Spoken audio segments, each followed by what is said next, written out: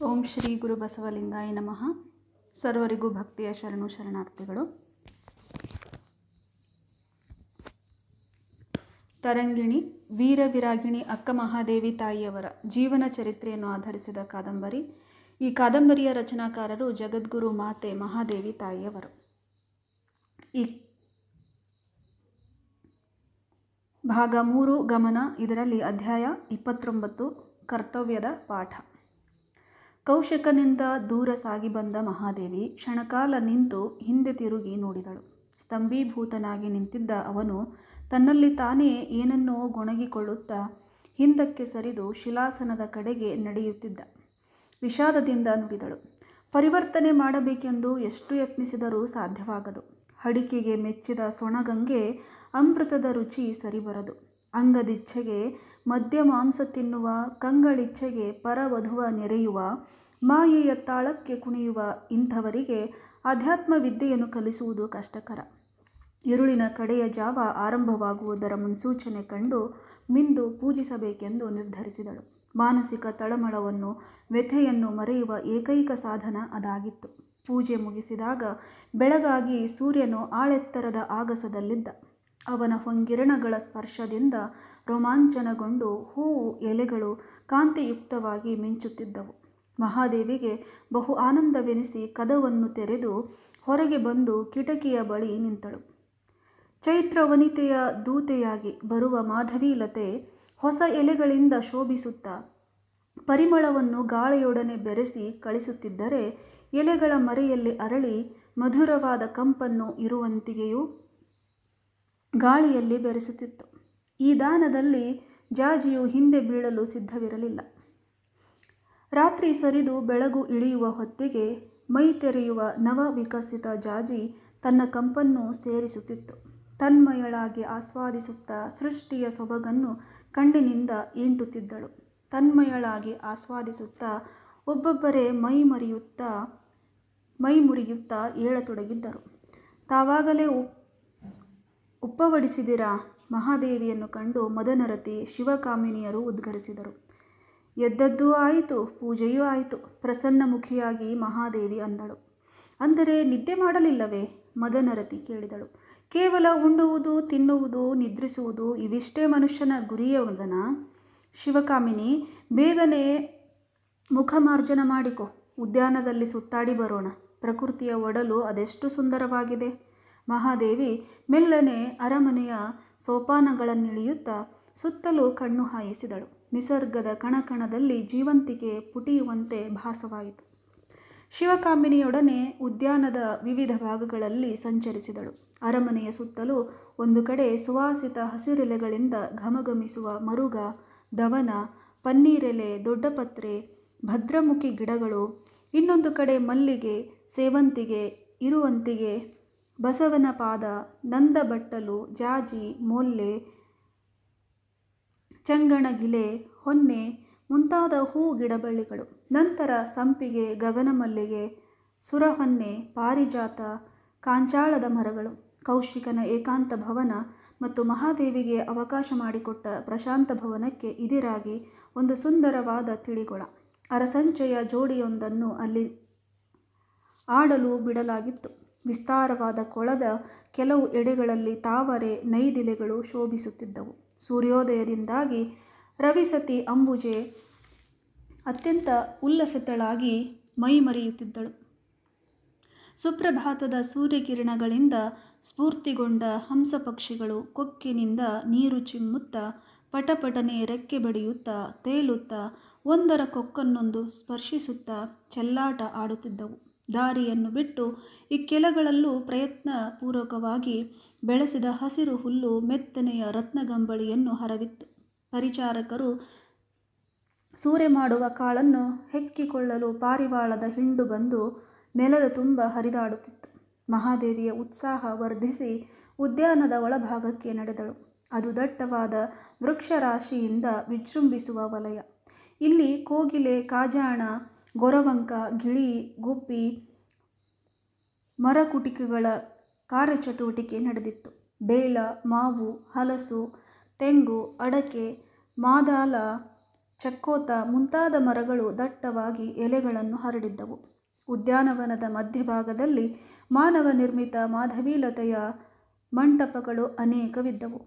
ಆದರೆ ಇಲ್ಲಿ ಅವು ಸ್ವೇಚ್ಛೆಯಿಂದ ಅತ್ಯಂತ ಮನೋಹರವಾಗಿ ಬೆಳೆದಿದ್ದವು. ಹಿರಿಯ ಮರವನ್ನು ತಬ್ಬಿಕೊಂಡು ಹಬ್ಬಿ ಆಶ್ರಯ ನೀಡಿದ ಮಾತೃವೃಕ್ಷದ ಕೊಂಬೆಗಳನ್ನೆಲ್ಲ ಆಕ್ರಮಿಸಿ ಬಣ್ಣದ ಹೂವುಗಳಿಂದ ಅವನ್ನು ಅಲಂಕರಿಸಿ ಅಕ್ಕಪಕ್ಕದ ವೃಕ್ಷಗಳಿಗೂ ದಾಂಗುಡಿಯಿಟ್ಟು ಹಬ್ಬಿದ ಮಾಧವೀಲತೆಗಳು ನೆಲಕ್ಕೆ ರವಿಕಿರಣಗಳು ಸೋಂಕದಷ್ಟು ದಟ್ಟವಾದ ಮೇಲ್ಛಾವಣಿಯನ್ನು ನಿರ್ಮಿಸಿದ್ದವು. ಬಿರಿದ ಹೂಗಳು ರೆಕ್ಕೆಯನ್ನು ಮುದುರಿಕೊಂಡ ಚಿಟ್ಟೆಗಳಂತೆ ಕಾಣುತ್ತಿದ್ದು ಮಾದಕವಾದ ನರುಗಂಪನ್ನು ಬೀರಿ ಮೈ ಮರೆಸುತ್ತಿದ್ದವು.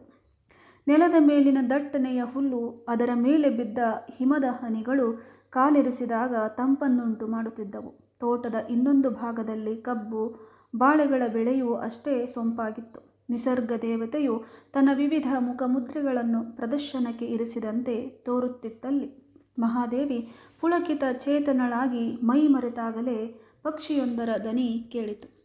ಅದಕ್ಕೆ ಮಾರ್ದನಿಗೊಡುವಂತೆ ಇನ್ನೊಂದು ಅಂತಹುದೇ ಧ್ವನಿ ಆದಾಗ ಏನನ್ನೋ ಕುತೂಹಲದಿಂದ ಅರಸುತ್ತಿದ್ದ ಶಿವಕಾಮಿನಿ ಉತ್ಸುಕಳಾಗಿ ಒಡತಿ, ಅಲ್ಲಿ ನೋಡಿ ನವಿಲು ಎಂದು ಕೈ ತೋರಿಸಿದಳು. ಮಹಾದೇವಿ ಸಂತೋಷ ಚಿತ್ತಳಾಗಿ ನೋಡಿದಳು. ಮುಂಜಾನೆಯ ಚೇತೋಹಾರಿ ಬಿಸಿಲಿನಲ್ಲಿ ಗಂಡು ನವಿಲು ಕೇಕೆ ಹಾಕುತ್ತಾ ಗರಿಬಿಚ್ಚಿ ಕುಣಿಯುತ್ತಿತ್ತು. ಹೊಂಬೆಳಗಿನಲ್ಲಿ ಅದರ ಬಣ್ಣ ಬಣ್ಣದ ಕಣ್ಣುಗಳು ನಯನ ಮನೋಹರವಾಗಿ ಹೊಳೆಯುತ್ತಿದ್ದವು. ಹೆಣ್ಣು ನವಿಲು ಕೊಂಬೆಯಿಂದ ಕೊಂಬೆಗೆ ಹಾರುತ್ತಾ ತನ್ನ ಇನಿಯನನ್ನು ಸಮೀಪಿಸುತ್ತಿತ್ತು. ಅನಿತರಲ್ಲಿ ಕಂಡ ಒಂದು ದಿಬ್ಬವನ್ನು ಹತ್ತಿ ನೋಡಿದಾಗ ಮುಂದೆಲ್ಲ ವಿಸ್ತಾರವಾದ ಬಯಲು, ಅಲ್ಲಿ ಹಸಿರು ಸಮುದ್ರದಂತೆ ತೋರುವ ಭತ್ತದ ಗದ್ದೆಗಳು, ನೇರಳೆಯ ಬಣ್ಣದ ತೆನೆ ಒಡೆದ ಕಬ್ಬಿನ ಗದ್ದೆಗಳು ಕಾಣಬರುತ್ತಿದ್ದವು. ಶಿವಕಾಮಿನಿ, ಸೃಷ್ಟಿಯೆಲ್ಲ ಸಜೀವವಾಗಿ ಎದ್ದು ನಿಂತಿದೆ ನೋಡು. ಪರಮಾತ್ಮನ ಸೌಂದರ್ಯ ಪ್ರಜ್ಞೆ ಎಷ್ಟೆಂಬುದಕ್ಕೆ ಇದು ಸಾಕ್ಷಿ ನುಡಿಯುತ್ತಿದೆ. ಹೆಣ್ಣು ಎಷ್ಟೇ ಶೃಂಗಾರ ಮಾಡಿಕೊಳ್ಳಲಿ, ನವಿಲಿನಷ್ಟು ಶೃಂಗರಿಸಿಕೊಳ್ಳಲು ಸಾಧ್ಯವಿಲ್ಲ. ದೈವಿ ಲೀಲೆ ಅಗಾಧ. ಸಂಭ್ರಮದಿಂದ ಮಾಧವೀಲತೆಯ ಹಂದರದ ಕೆಳಗಿನ ಹುಲ್ಲಿನ ಹಾಸಿಗೆಯ ಮೇಲೆ ಕುಳಿತು ನವಿರಾಗಿ ಕೈಯಾಡಿಸಿದಳು. ಕಣ್ಣು ಮುಚ್ಚಿ ಧ್ಯಾನ ಮಾಡಿ ನಂತರ ಕಣ್ತೆರೆದಳು. ತನ್ನ ಕೈಯಲ್ಲಿ ಹಿಡಿದು ತಂದಿದ್ದ ಬೆತ್ತದ ಬುಟ್ಟಿಯೊಂದನ್ನು ತೆರೆದು ತಾಡ ಓಲೆಗರೆ ಕಂಠವನ್ನು ತೆಗೆದು ಕೊರೆಯತೊಡಗಿದಳು. ಇಳೆ ನಿಂಬು ಮಾವು ಮಾದಾಲಕ್ಕೆ ಹುಳಿ ನೀರ ಎರೆದವರಾರಯ್ಯ, ಕಬ್ಬು ಬಾಳೆ ಹಲಸು ನಾರಿವಾಳಕ್ಕೆ ಸಿಹಿ ನೀರನ ಎರೆದವರಾರಯ್ಯ, ಕಳವೆ ರಾಜಾನ್ನ ಶಾಲ್ಕನ್ನಕ್ಕೆ ಓಗರದ ಉದಕವನೆರೆದವರಾರಯ್ಯ, ಮರುಗ ಮಲ್ಲಿಗೆ ಪಚ್ಚೆ ಮಡಿವಾಳಕ್ಕೆ ಪರಿಮಳದುದಕವನೆರೆದವರಾರಯ್ಯ. ಇಂತೀ ಜಲವು ಒಂದೇ ನೆಲನು ಒಂದೇ ಆಕಾಶವು ಒಂದೇ ಒಂದೇ ಜಲವು ಹಲವು ದ್ರವ್ಯಗಳ ಕೂಡಿ ತನ್ನ ಪರಿ ಬೇರಾಗಿಹ ಹಾಗೆ ಎನ್ನ ದೇವ ಚನ್ನಮಲ್ಲಿಕಾರ್ಜುನಯ್ಯನು ಹಲವು ಜಗಂಗಳ ಕೂಡಿಕೊಂಡಿರ್ದಡೇನು ತನ್ನ ಪರಿ ಬೇರೆ. ಒಂದು ಹಲವು ಆಗುವುದು, ಅನೇಕವಾಗುವುದು ಪ್ರಕೃತಿಯ ಲೀಲೆ. ವೈವಿಧ್ಯಮಯವಾದ ಪ್ರಕೃತಿಯ ಸೂತ್ರಧಾರಕನಾಗಿ ಪರಮಾತ್ಮನು ಜಗದ ಒಳಗೆ ಮಾತ್ರವಲ್ಲ, ಜಗದ ಹೊರಗೂ ಇರುವನು. ಪರಮಾತ್ಮನ ಸ್ವರೂಪವನ್ನು ಕುರಿತು ಚಿಂತನೆ ಮಾಡಿದಾಗ ಅನ್ನಿಸಿತು, ಮಕ್ಕಳು ಮನೆಯಾಟ ಆಡಿದಂತೆ ಶಿವನು ತನ್ನ ವಿನೋದಕ್ಕೆ ಜಗದ ಆಟವನ್ನು ಆಡುವನು. ವಿನೋದಕ್ಕಾಗಿ ಈ ಚಕ್ರವನ್ನು ತಿರುಗಿಸುವನು. ಜೇಡರ ಹುಳುವಿನಂತೆ ಇದನ್ನು ನೇಯ್ದು ಸೃಷ್ಟಿ ಲೀಲೆ ಸಾಕೆನಿಸಿದಾಗ ಅದನ್ನು ಹರಿದು ತನ್ನ ಗರ್ಭದಲ್ಲಿ ಅಡಗಿಸಿಕೊಂಡು ಸ್ವಯಂಭೂವಾಗಿ ಬಿಡುವನು. ಎಷ್ಟೋ ಹೊತ್ತು ಮೈ ಮರೆತ ಆಕೆ ಎಚ್ಚರಗೊಂಡು ಅರಮನೆಯ ಕಡೆಗೆ ಹೊರಟಾಗ ಒಡತಿಯನ್ನು ಶಿವಕಾಮಿನಿ ಹಿಂಬಾಲಿಸಿದಳು. ಶಿವೆ, ರಾತ್ರಿ ನಾನೊಮ್ಮೆ ಎಚ್ಚರಗೊಂಡೆ. ನೀನು ಮಲಗಿದ್ದೆ. ಬೆಳದಿಂಗಳಲ್ಲಿ ಬಂದು ಉದ್ಯಾನದಲ್ಲಿ ಕುಳಿತುಕೊಳ್ಳಲು ಬಹಳಷ್ಟು ಬಯಕೆಯಾಗಿತ್ತು. ಎಬ್ಬಿಸಬಹುದಿತ್ತು. ಆದರೆ ನೀನು ಅಸ್ತವ್ಯಸ್ತವಾಗಿ ಮಲಗಿದ್ದೆ. ಪಕ್ಕದಲ್ಲೇ ಬಟ್ಟಲು ಉರುಳುತ್ತಿತ್ತು. ನೇರ ದೃಷ್ಟಿಯಿಂದ ಮಹಾದೇವಿ ನೋಡಿ ಹೀಗೆ ನುಡಿದಾಗ ಶಿವಕಾಮಿನಿ ನಾಚಿಕೊಂಡು ತಲೆ ತಗ್ಗಿಸಿದಳು. ಹೌದು ತಾಯಿ, ನಾನು ಸುರಾಪಾನ ಮಾಡಿದ್ದೆ. ಮೊದಲು ಈ ಅಭ್ಯಾಸ ನನಗಿರಲಿಲ್ಲ. ಅಂತಃಪುರದ ಪರಿಚಾರಿಕೆಯಾಗಿ ಒಡನಾಡಿಯರಿಂದ ಕಲಿತು ಬಿಟ್ಟೆ. ಶಿವಕಾಮಿನಿ, ಮನುಷ್ಯನ ಜೀವನ ಬಹು ಬೆಲೆಯುಳ್ಳದ್ದಾಗಬೇಕವ್ವ. ಉಂಡುಟ್ಟು ಮೆರೆವ ಬಾಳುವೆಯೇ ಸರ್ವಸ್ವವಲ್ಲ. ಸಗಣಿಯ ಕ್ರಿಮಿಗಳಂತೆ ಕುಡಿದು ಹೊರಳಾಡುವ ಇಂಥ ಬದುಕು ಬದುಕಿ ಫಲವೇನು? ಮನಸ್ಸು ಸಿಕ್ಕತ್ತ ಹರಿವ ಮಂಗ. ಅದನ್ನು ನಿಗ್ರಹಿಸಬೇಕು ತಂಗಿ. ಆಚಾರನಿಷ್ಠ ಸಂಯಮ ಜೀವನದಲ್ಲಿ ಎಷ್ಟೋ ಆನಂದವಿದೆ ಗೊತ್ತೇ. ತಪ್ಪಾಯಿತು ಒಡತಿ, ಇನ್ನೆಂದೂ ಕುಡಿಯುವುದಿಲ್ಲ, ಪಶ್ಚಾತ್ತಾಪದಿಂದ ಶಿವಕಾಮಿನಿ ನುಡಿದಳು. ಇಬ್ಬರು ಅರಮನೆಯ ಕಡೆಗೆ ಬಂದರು. ಮದನರತಿ ಉಳಿದ ವಿಲಾಸಿನಿಯರೊಡನೆ ಬೆಳಗಿನ ಉಪಹಾರ ಮುಗಿಸಿ ತಾಂಬೂಲ ಮೆಲ್ಲುತ್ತಾ ಗಿಳಿ ಪಾರವಾಳಗಳೊಡನೆ ಆಟವಾಡುತ್ತಿದ್ದರು. ಮಹಾದೇವಿ ಮಧ್ಯಾಹ್ನದ ಪೂಜೆಗಾಗಿ ಹೂವನ್ನು ಸಂಗ್ರಹಿಸಲು ಬೆತ್ತದ ಬುಟ್ಟಿ ಹಿಡಿದು ಹೊರಟಾಗ ಶಿವಕಾಮಿನಿ ಅಡ್ಡ ಬಂದು, ನಾನು ಹೂ ಬಿಡಿಸಿಕೊಡುವೆ ಒಡತಿ ಎಂದಳು. ಬೇಡ ಶಿವೆ, ಹೆಂಡತಿಯು ಕೈಯಾರೆ ಮಾಡಿಟ್ಟ ಪ್ರೇಮದ ಉಣಿಸು ಆಳು ಮಾಡಿಕೊಡುವ ಉಣಿಸಿಗಿಂತ ಪತಿಗೆ ಹೆಚ್ಚು ಪ್ರಿಯವೆನಿಸುವಂತೆ ಪೂಜಿಸುವ ನಾನೇ ಸಲಕರಣೆಗಳನ್ನು ಹೊಂದಿಸಿಕೊಂಡರೆ ನನ್ನ ದೇವನಿಗೆ ಬಹುಪ್ರಿಯ. ಭಕ್ತಿಗೀತೆಯೊಂದನ್ನು ಗುಣಗುಣಿಸುತ್ತಾ ಹೂವುಗಳನ್ನು ಮಹಾದೇವಿ ಸಂಗ್ರಹಿಸತೊಡಗಿದಳು.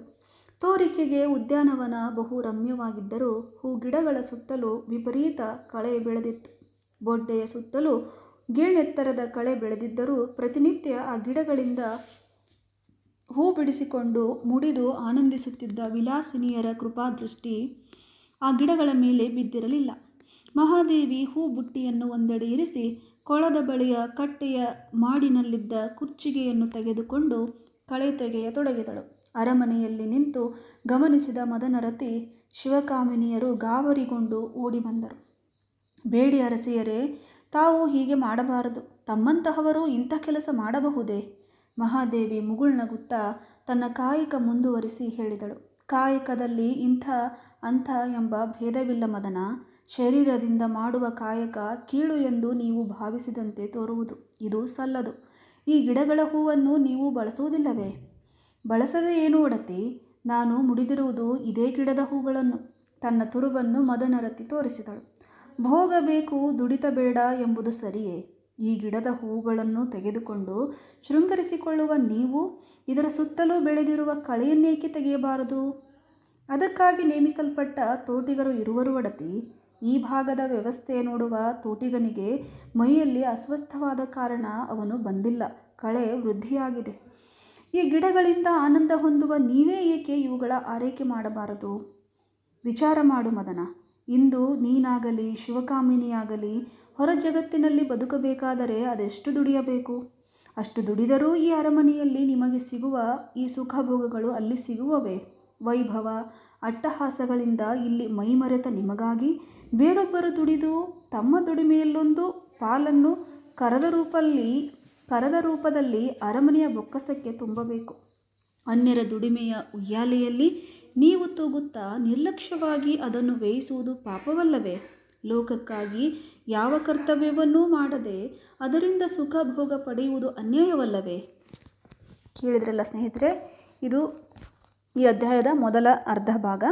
ಇನ್ನೂ ಒಂದು ಅರ್ಧ ಭಾಗವನ್ನು ಸಪ್ರೇಟಾಗಿ ಇನ್ನೊಂದು ಎಪಿಸೋಡಲ್ಲಿ ಮಾಡಿ ಅಪ್ಲೋಡ್ ಮಾಡ್ತೀನಿ. ಎಲ್ಲರಿಗೂ ಶರಣಾರ್ಥಿ.